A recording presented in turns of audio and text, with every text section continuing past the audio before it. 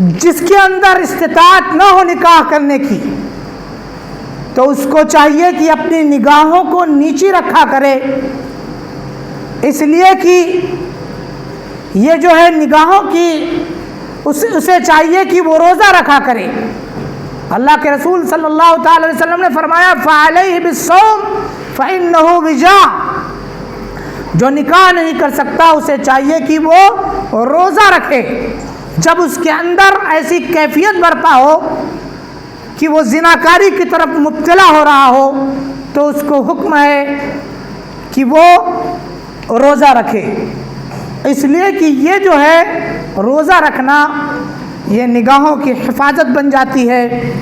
اور شرمگاہوں کی حفاظت کا ذریعہ بن جاتا ہے۔ اور ایک حکم یہ بھی ہے اللہ کے رسول صلی اللہ تعالی علیہ وسلم کی طرف سے کہ نکاح کرنے میں جلدی کرو۔ جب کوئی نکاح کی عمر کو پہنچ جاتا ہے تو کوشش یہ ہو کہ نکاح کرنے میں جلدی کرے، اس میں تاخیر نہ کرے، کیونکہ جب انسان کا نکاح ٹائم پر ہو جاتا ہے تو وہ بہت سے خرافات سے، بہت سے گناہوں سے بچ سکتا ہے۔ لیکن اگر نکاح میں تاخیر ہوتی ہے، نکاح میں دیری اختیار کی جاتی ہے ماں باپ کی طرف سے، رشتہ داروں کی طرف سے، تو برائیاں پھیلتی ہیں اور یہی برائیاں سماج اور سوسائٹی کو کھوکھلا کر کے رکھ دیتی ہیں۔ میرے محترم بزرگوں، دوستو، دوسرا طریقہ اللہ کے رسول صلی اللہ تعالی علیہ وسلم نے فرمایا کہ اگر تم برائیوں سے محفوظ رہنا چاہتے ہو، زناکاری، بدکاری، فحش اور غلط کاموں سے محفوظ رہنا چاہتے ہو، تو تم ایسی محفلوں میں بیٹھنا چھوڑ دو جن محفلوں میں اس طرح کی باتیں ہوتی ہیں، جن محفلوں میں ایسی باتیں ہوتی ہیں جس سے تمہارے دل کے اندر زنا کرنے کی چاہت آمادہ ہوتی ہے، تو ایسی محفلوں کو ترک کر دو، ایسی محفلوں سے دوری اختیار کرو۔ اسی طریقے سے جب تم تنہائی میں بیٹھو تو ایسے اسٹیپ سے، ایسے طریقوں سے دور رہو جو زناکاری کی طرف آمادہ کرتی ہے۔ قرآن مجید کے اندر یہ نہیں کہا گیا کہ تم زنا مت کرو،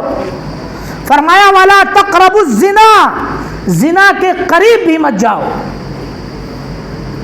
زنا کے قریب جانے کا مطلب یہ ہے کہ زنا کاری پر آمادہ کرنے والے جو اسٹیپس ہیں، جو بھی چیزیں آپ کو زنا کاری پر آمادہ کر سکتی ہیں، ان تمام چیزوں سے آپ دور اختیار کرو۔ تنہائی میں ہو، آپ کے پاس انٹرنیٹ اویلیبل ہے، آپ کے پاس موبائل ہے، آپ کے پاس لیپ ٹاپ ہے، آپ تنہائی میں بیٹھے ہیں تو کوشش کریں کہ ایسے سوشل سائٹ سے دوری اختیار کریں جن سوشل سائٹ میں ناچ گانے اور ننگے پن کو پروموٹ کیا جاتا ہے، کیونکہ جب انسان کسی کو رقص کرتے ہوئے دیکھتا ہے، کسی کو ناچتے ہوئے دیکھتا ہے، کسی کے جسم کو دیکھتا ہے تو اس کے اندر زنا کرنے کی چاہت برپا ہوتی ہے۔ اس لیے کوشش یہ کرے کہ وہ سائٹس، جن سائٹس پر فحش ویڈیوز اپلوڈ کی جاتی ہیں، فحش ویڈیوز پائی جاتی ہیں، تنہائی میں اگر آپ بیٹھے تو ان ساری سوشل سائٹ سے دوری اختیار کرنے کی کوشش کریں۔ میرے محترم بزرگوں، دوستو، کہا گیا کہ النساء حبالۃ الشیطان، کہ جو یہ عورتیں ہوتی ہیں، لیڈیز، یہ شیطان کی ڈور ہوتی ہیں۔ شیطان عورتوں کو بہت جلدی سے بہکا لیتا ہے اور ان عورتوں کے ذریعے سے نوجوان نسل کو تباہ کر دیتا ہے۔ آپ نے دیکھا ہوگا کہ عورتوں کی، اور سنا بھی ہوگا کہ عورتوں کی سب سے بڑی کمزوری ہے کہ کوئی اسے محبت سے دیکھ لے، کوئی اسے چند تعریف کے الفاظ سے نواز دے تو چاہے وہ اس کو نوچنے کے لیے وہ تعریف کر رہا ہو، چاہے اسے بے آبرو کرنے کے لیے تعریف کر رہا ہو، چاہے اس کی عزت کو نیلام کرنے کے لیے تعریف کر رہا ہو، یہ عورتیں تھوڑا کوری ہوتی ہیں، سمجھ سے پری ہوتی ہیں، ان کو بہکانا بہت جلدی آسان ہوتا ہے۔ انہیں دنیا کے اندر جو خرافات عام ہیں اس کی جانکاری کم ہوتی ہے، جس کے ذریعے سے شیطان ان کو استعمال کرتا ہے اور نوجوان نسل اور بوڑھی نسل یہاں تک کہ پوری سوسائٹی کو تباہ و برباد کر دیتا ہے۔ زناکاری سے بچنے کا ایک طریقہ یہ بتایا گیا قرآن مجید کے اندر۔ اللہ رب العزت نے قرآن مجید کے اندر سورہ نور میں فرمایا قل للمؤمنین یغضوا من ابصارہم ویحفظوا فروجہم ذالک ازکی لہم ان اللہ خبیر بما یصنعون، کہ مومنوں سے کہہ دو کہ جب وہ کہیں چلے پھریں، کہیں جائیں تو اپنی نگاہوں کو نیچی رکھ کے چلے اور اپنے شرمگاہوں کی حفاظت کریں، کیونکہ یہ ان کے لیے بڑا پاکیزہ طریقہ ہے، اور اللہ رب العزت ہر وہ چیز جو انسان کر رہا ہے اس کو اللہ رب العزت اس سے باخبر ہے۔ اسی طریقے سے عورتوں کو حکم دیا گیا وَقُلْ لِلْمُؤْمِنَاتِ يَغْضُضْنَ مِنْ أَبْصَارِهِنَّ وَيَحْفَظْنَ فُرُوجَهُنَّ، فرمایا اللہ رب العزت نے اللہ کے رسول صلی اللہ تعالیٰ علیہ وسلم سے کہ مومن عورتوں سے آپ کہہ دیجئے کہ اپنی نگاہوں کو نیچے رکھ کے چلا کریں اور اپنی شرمگاہوں کی حفاظت کیا کریں، وَلَا يُبْدِينَ زِينَتَهُنَّ، اور اپنی زینت کو، اپنی خوبصورتی کو دوسروں کے سامنے نہ پیش کیا کریں۔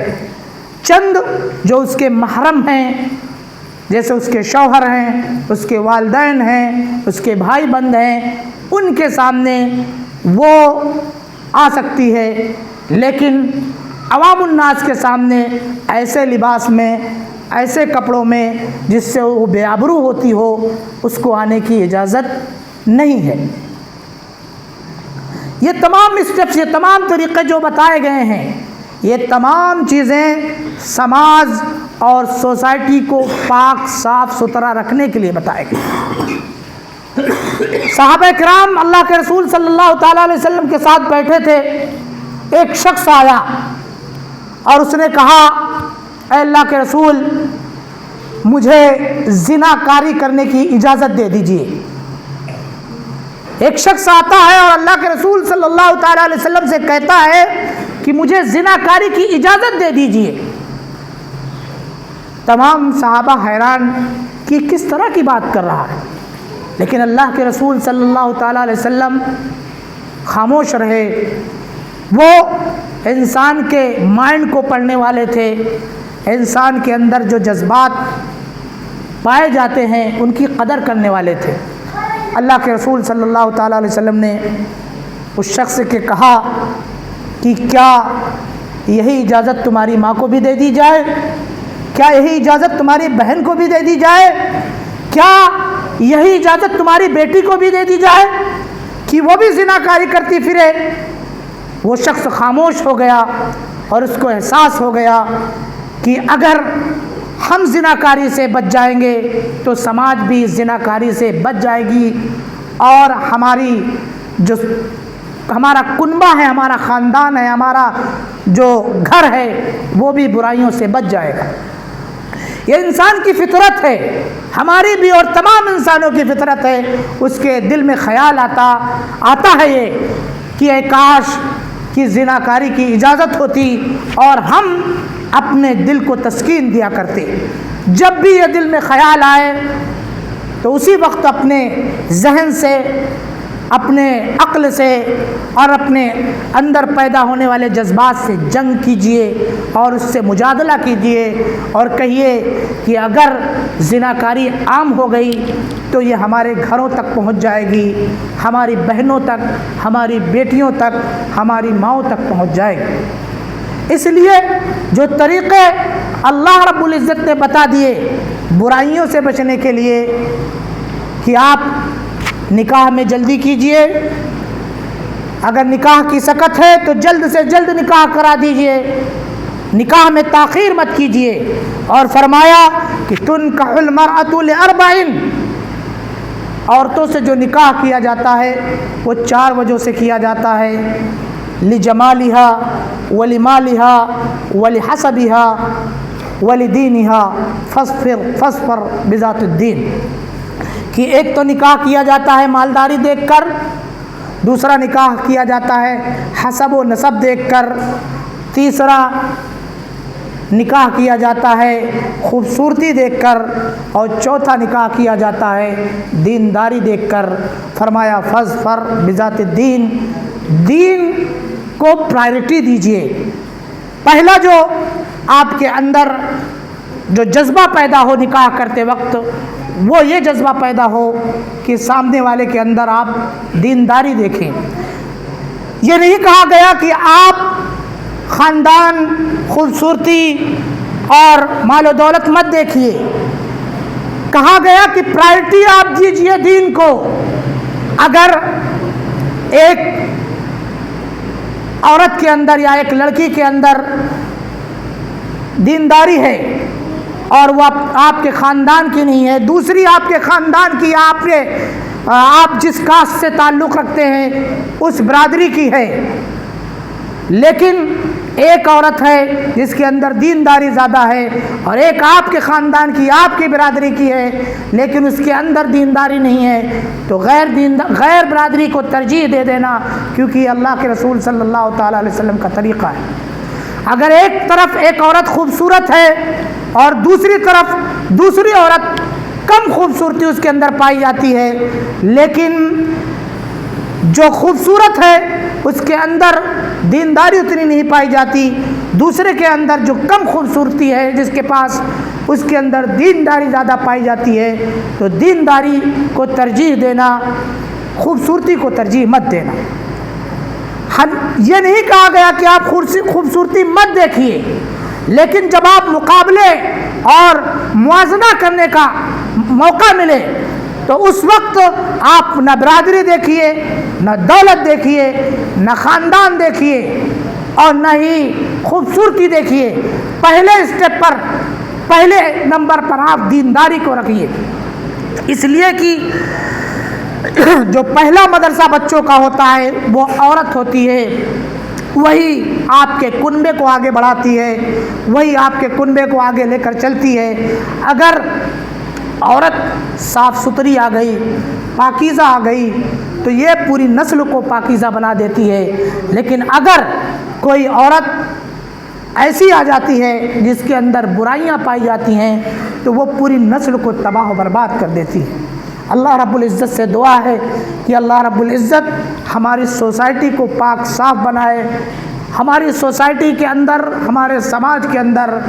تمام برائیوں سے اللہ رب العزت ہماری تمام سوسائٹی کے مردوں کی، عورتوں کی حفاظت فرمائے۔ اللہ رب العزت کہنے سننے سے زیادہ عمل کی توفیق نصیب فرمائے۔ آمین۔ وآخر دعوانا الحمدللہ۔